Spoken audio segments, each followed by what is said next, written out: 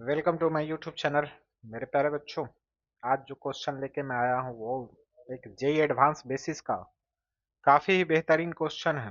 इस क्वेश्चन में दिया है a charge particle of charge 1 coulomb and mass 10 gram is moving with velocity 10 I metre पर second in horizontal plane consisting of magnetic field 0.1 Tesla of width root under 3 by 2 meter and electric field minus 0.1 Joule Newton per Coulomb of width d. Particle follows the path as shown in the figure and strike the wall AB perpendicular at A. Neglect gravity, gravity को हमको यहाँ पे neglect करना है। तो पूछा है कितने टाइम के बाद ये बॉल से टकराएगा और पूछा है कि विड्थ मतलब इलेक्ट्रिक फील्ड में इसका विड्थ कितना है। चलिए इस क्वेश्चन को सॉल्व करते हैं। तो देखिए, जब ये मैग्नेटिक फील्ड में जाएगा तो एक क्या होगा, सर्कुलर पाथ को फॉलो करेगा। सर्कुलर पाथ को जब फॉलो करेगा तो सर्कुलर पाथ का क्या होगा, एक रेडियस होगा, है ना। ये सर्कुलर पाथ का एक रेडियस आएगा, ये सर्कुलर पाथ का रेडियस। तो ये रेडियस है यहाँ से, और तो ये रेडियस आएगा, तो फिर ये भी आपका रेडियस होगा, ये भी आपका रेडियस है, ये आर है। देखिए, ये एंगल थीटा है, तो ये भी एंगल क्या होगा, ये इसका सेंटर होगा, ये सेंटर होगा तो ये भी एंगल थीटा होगा। अब ये एंगल थीटा है तो आर का कौन सा कंपोनेंट हॉरिजॉन्टल डिस्टेंस होगा, तो ये कंपोनेंट आपका बन जाएगा आर साइन थीटा। तो पहला काम मेरा क्या है इस क्वेश्चन में सॉल्व करने का जो वे होगा, पहले हमको आर निकालना है। तो आर का हम फार्मूला जानते हैं कि आर क्या होता है। तो आर इक्वल टू होता है आपका एम भी अपॉन बी क्यू, एम भी अपॉन बी क्यू। मास आपका कितना है, मास आपका 10 ग्राम है, मीन्स 10 इंटू 10 पे पावर -3। भी कितना है, भी आपका 10 है। मैग्नेटिक फील्ड, मैग्नेटिक फील्ड आपका कितना है, मैग्नेटिक फील्ड है 0.1 टेस्ला। और क्यू का वैल्यू क्वेश्चन के अकॉर्डिंग जो दिया है वो है 1 कूलम। तो यहाँ से अगर हम इसको सॉल्व करेंगे तो 1 है, यहाँ से सॉल्व करने पे इसका जो वैल्यू आएगा, रेडियस आएगा 1 मीटर। अब रेडियस 1 मीटर है तो बताइए यहाँ पे आर साइन थीटा किसके इक्वल है, रूट अंडर 3/2 के इक्वल है। तो आर साइन थीटा जो होगा वो रूट अंडर 3/2 के इक्वल है, क्योंकि हॉरिजॉन्टल डिस्टेंस है। ये 1 है, ये आपका साइन थीटा है, और ये रूट अंडर 3/2 है। तो साइन थीटा का जो वैल्यू होगा वो होगा 60 डिग्री, मतलब रूट अंडर 3/2।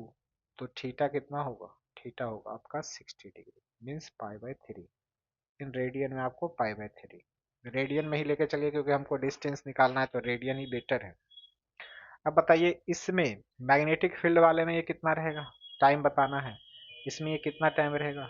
तो टाइम निकालने के लिए ये जो डिस्टेंस चल रहा है ये कर्व पाथ पे, ये कर्व पाथ पे डिस्टेंस चल रहा है वो कितना होगा, आर्क, आर्क होगा R into theta upon speed.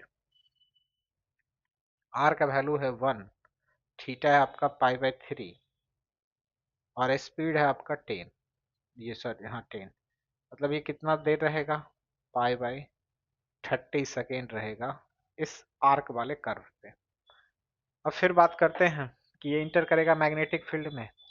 तो जैसे ही ये मैग्नेटिक फील्ड में अब इंटर करेगा, इसका स्पीड तो 10 का 10 ही रहेगा, स्पीड तो चेंज नहीं होता है मैग्नेटिक फील्ड में।